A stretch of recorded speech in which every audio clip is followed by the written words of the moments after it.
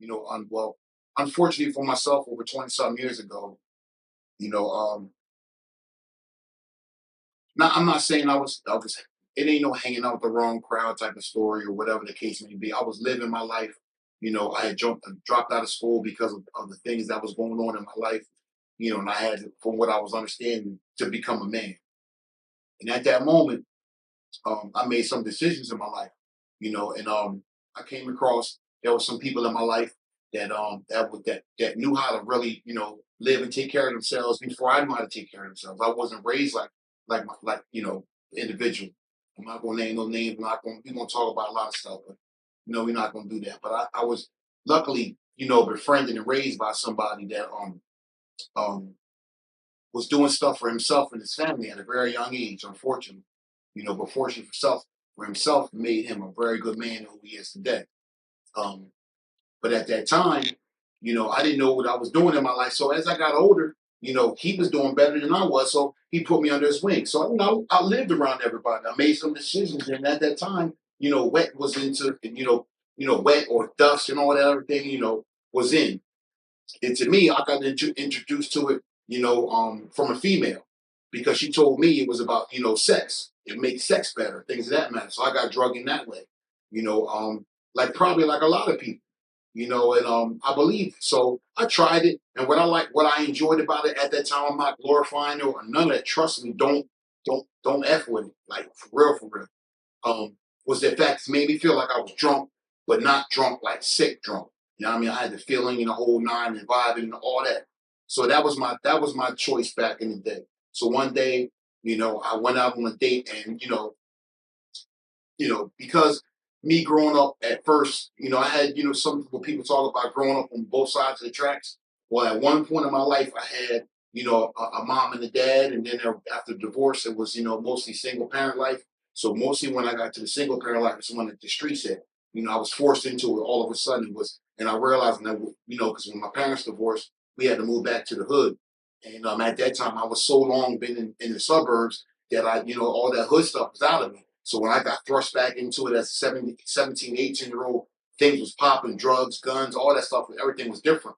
And it hit me like, Mom Dukes wasn't in the crib. She was doing her own thing. It was like, you grown, you gotta do, you gotta be a man. So it was one day I woke up, and it was, if I don't adapt to where I'm at, like, I had to make a decision. Like, I gotta get money. I never forget that I had to talk to my older brother. And I told him what it was. You know, um, went to school. School got kind of crazy because mom wasn't there, so there was no school clothes and all that. I know a lot of y'all can relate. And it was, came to a point where mom's like, you know, the school called me one day. When I got in trouble, and mom came to the school. We got into it in the office. The principal didn't believe me. I was a new kid there, thinking I was causing trouble when I wasn't.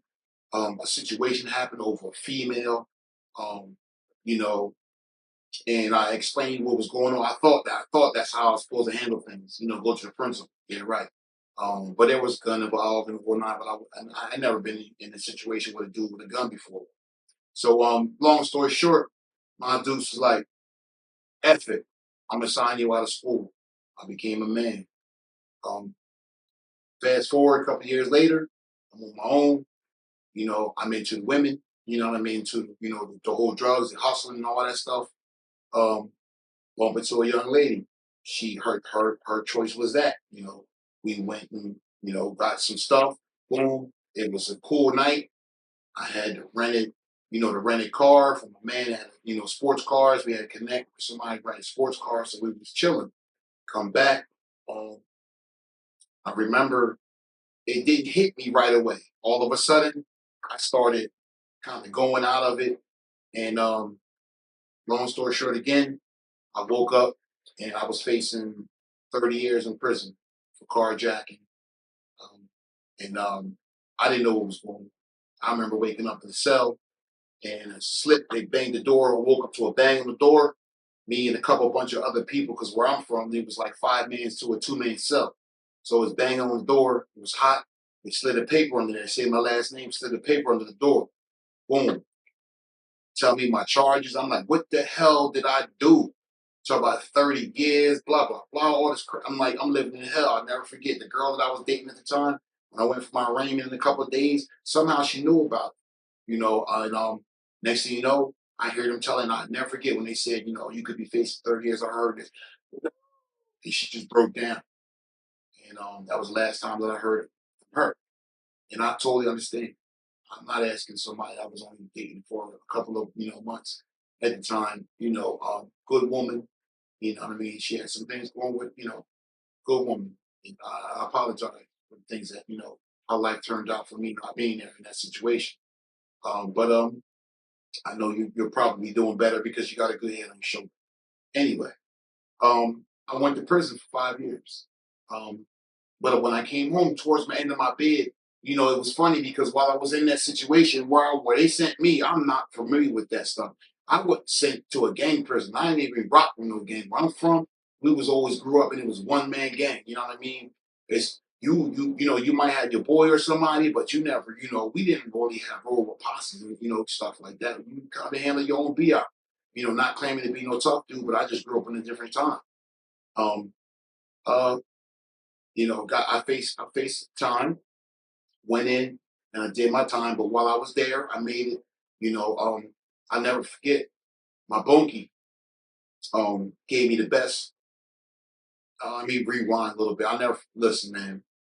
The day that I had to go in, you talk to somebody I never, I really got in trouble like that. And then going and making that transition to get to from the county jail to the prison um, was the best and the worst thing in my life because where I was at, where I was housed, a lot of cats are out there, you already know the county jail is worse than prison. So when I made it to there, it was, going through that whole strip search, that embarrassing thing. And then I'll never forget when I got my roll up and I got introduced to where I was going. It's lockdown time, hemp time, and only one door bus. All these tears around. You've seen pictures of what they look like. One door bus, and my cellie came out. It was this dude that was like, he looked like a fucking. When they talk about silverback gorillas, my bunkie was a silver, and he had a gold tooth, bald head, gold tooth. I'm like, this nigga gonna kill me, man. If I don't, what I mean? Like, so it's time to grow the fuck up. I ain't gonna lie, I was shook from me, and I'm like, before I grab my roll up and go up, he was up there. That was his thing. Always sucking his gold tooth. He's in his boxes and shit. This nigga got 12 pack, fucking looking like an 8. I'm like, this yellow nigga, this nigga black. I'm like, y'all already know, understand, that whole thing with the black hood about black and light skinned people. I'm like, oh man, fuck we go. So I'll go up in there, he's God body. Coolest dude in the world. Y'all owe so much to my man. I don't know if I'm allowed to say his name right now, things of that matter, but we'll get into another situation where I want to reach out and try to find it before I even say people's names, things of that matter. But you know, it's some real man stuff that my brother talked to me about. I was really religious and going in now more spiritual, but him being a God body, everything, I was answering questions that he had. We just vibe. But he also taught me, unfortunately, he was jailing since he was younger. And he was from New York. So he taught me how to jail. I'm talking all the y'all seen Debo with the books around his waist and all that. I'm like, we cleaning out our cell one day, and I'm like, there's all these magazines and books and stuff. And I'm like, yo, let's throw these books away. National Geographic, we read all that, everything. Like, nah, youngin. Nah, youngin. This is where the name Scrams came from. He gave me my name Scrams. And he was like, nah, Scrams, let me show you something. So we put the curtain up. He's like, listen, man, I hope you won't ever come to this. But unfortunately, and not unfortunately, but everything came crashing, real fast for me in that situation. But he showed, if you ever on a yard or whatever you got to get into, we got stuff that go through you. But it was tape up, you keep your books on, so just in case if your cell got a pop, that day your organs is protected. You know what I mean? So we kept, yeah, I had to go through all that. From somebody that wasn't ever thinking about that to all that. But y'all should meet my first night there, scariest night of my life. Never forget. It's about 2 o'clock in the morning, and I couldn't sleep. So I'm sitting on the toilet, looking out just to light out the porthole. I'm bunking like, yo, youngin, whatever you going through, get that out of your head. You can't be up in the middle. You can't be up like this in the cell like that. And I understood it. And then all of a sudden I heard like this man scream.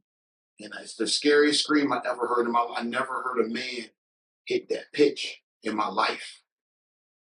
I jumped up and looked through the porthole, and I looked down and I saw there was this white dude in there, and he had, you got your state issue white T-shirt and white underwear.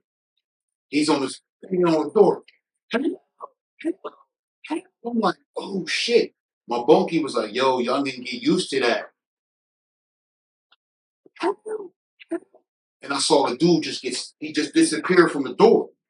And then you just hear, his bunkies, give it to him, poking him up. The Excalibur. I saw where Excalibur was. Poking him up. Dude come back to the door. And it's crazy because he had on a white T-shirt, and every time he came to the door, all of a sudden the white started turning little red dots. And the last time I heard dude get pulled from the door, there was silence. And then the dude came to the door, bang, come get this motherfucker, come get this motherfucker. He bleeding all in my cell. He bleeding all in my cell. I'm like, yo. Inside, I'm like, what the fuck? But I'm like, I gotta live with this for 5 years.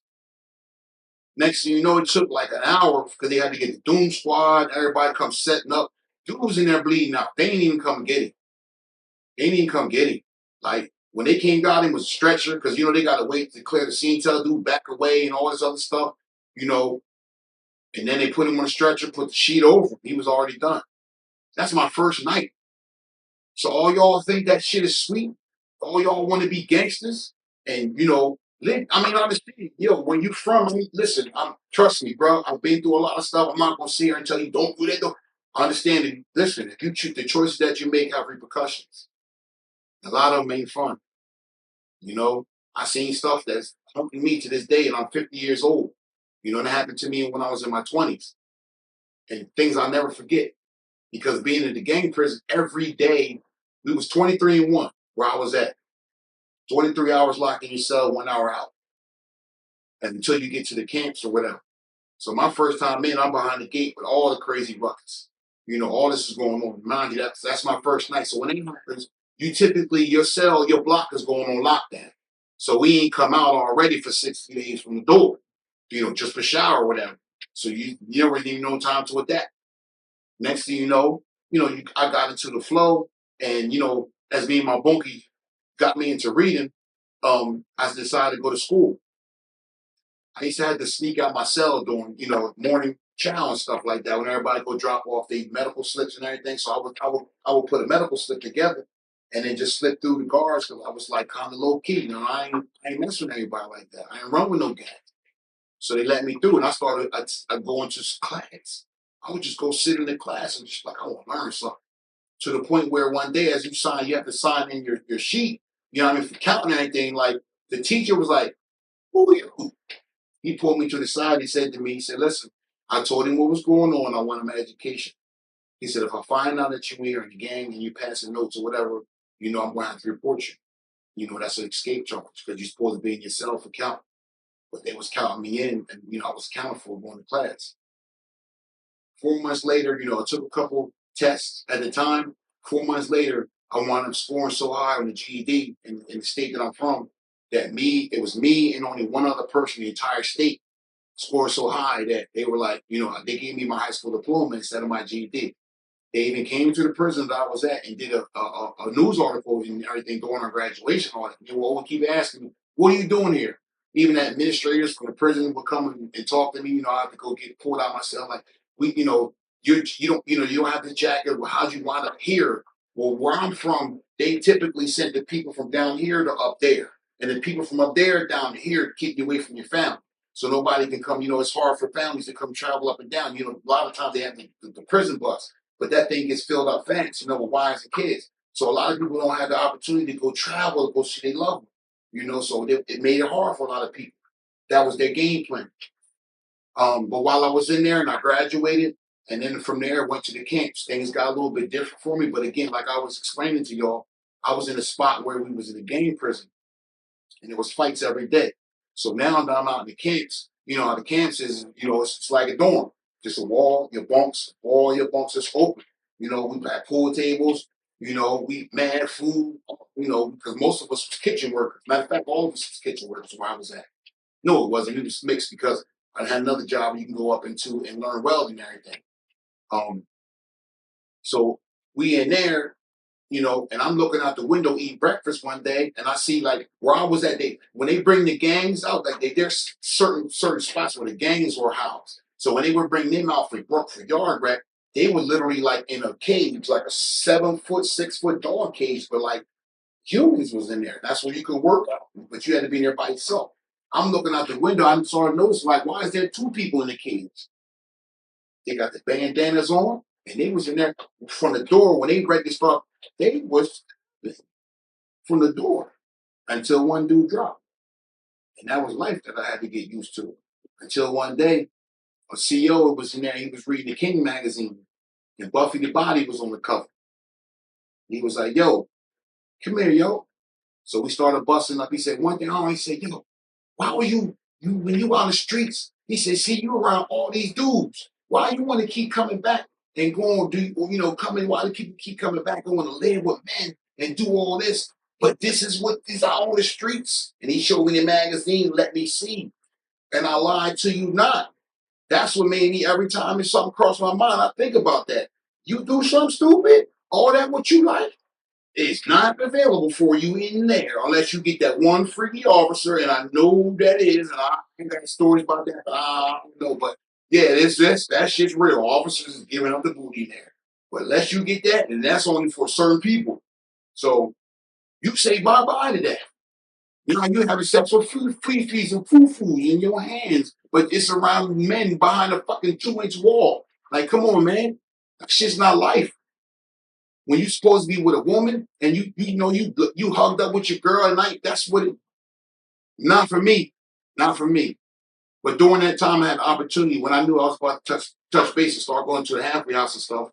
I reached out to all the like one-stop shops. I'm sure they're probably all over the cities, wherever we all from. Where even it's called basically a place for unemployment, where they make you go to school and sign up and do job research and things of that matter. So I reached out to them through pen and paper.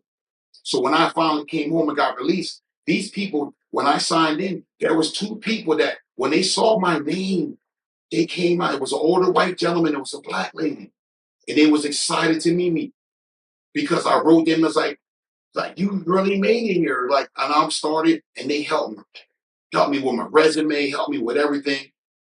And I started applying for jobs I never thought I would apply for. But they told me to go to school. I got a grant to go to school for HVAC. But because I didn't sign up for the classes fast enough, I lost the grant. But they was like, so you don't know, I didn't lose the grant, but the class filled up. So you don't lose the grant. It's like sign up for something else. So I went to school for plumbing. Boy, I got some funny stories about that. Yeah, I graduated. Yeah, I got a plumbing degree. I don't know how to do shit when it comes to fixing plumbing. Like changing toilets, none of that. No, no, no, not me. I'm calling somebody. But anyway, back to the story. So I wrote them, they helped me do all this stuff. Next thing you know, I applied for this one job. And you have to do your background check. They told me that I failed. So, but on the background, so whenever you guys get that letter, there's a number on there that you can call, and it will explain to you why you failed the background. You can ask questions. So I wound up asking some questions, and it was explained to me was where I'm from in my state. There's the two counties that have the highest rate of crime for blacks. They don't expunge your record. All the other counties expunge your record after a certain amount of time. So where I was from, where most people that commit the crimes go back and live in that same county, and the other county, they don't expunge your record. So what happens is after 7 years, so you never when you fill out applications like for even apartments and things or jobs, and it says your previous address or have you been at your address for if you have not been at your address for 5 years, at least 5 years, where was your previous address? So if you gave your previous address and it was one of them counties, they're going to run you and they'll find you. This is after 7 years though being home. They'll want to find you. Um, but if you move out of where you're at, get away. And after a couple of years, when you apply for jobs and stuff, and they run your background, it's not going to show up. It didn't show up for me. So what? Well, it did, but it did. Now I'll explain that in the next part. So I went to apply for a job. I went through a temp service, but because my resume was so on point and the way that I dressed and the way that I looked and I spoke and presented myself, this was the benefits from growing up on both sides of the fence.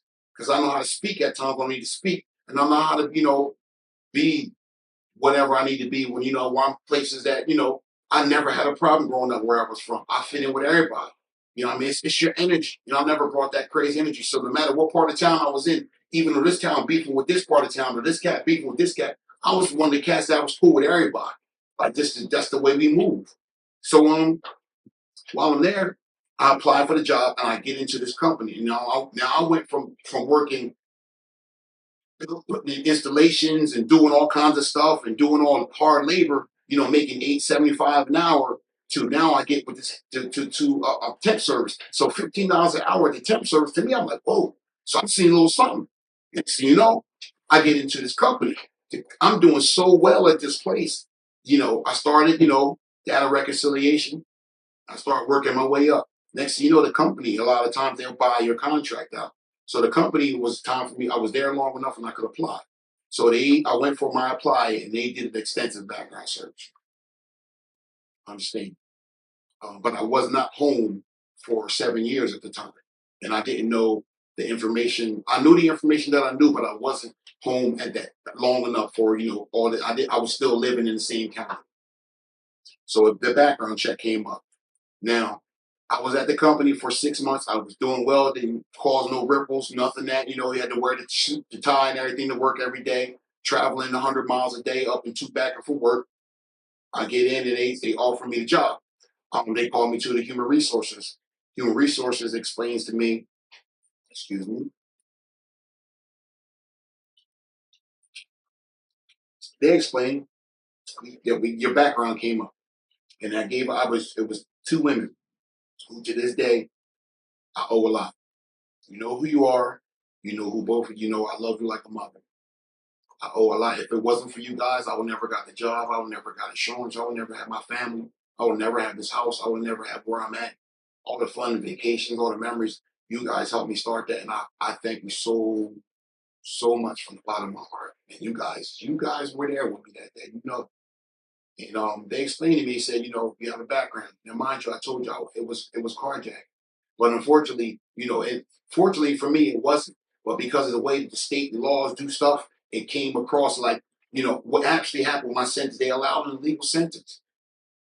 I did the time for another charge. See, they always trump up your charges and stuff. So that way you plead, they think that you're doing something. They really don't have you on the big charge. They get you so scared that they'll make you plead on the lower charges, but the big charge, they really don't have nothing on you. But because you're sitting in the county jail so long for years and you rotten, you like, I'll take anything to get the hell out of here.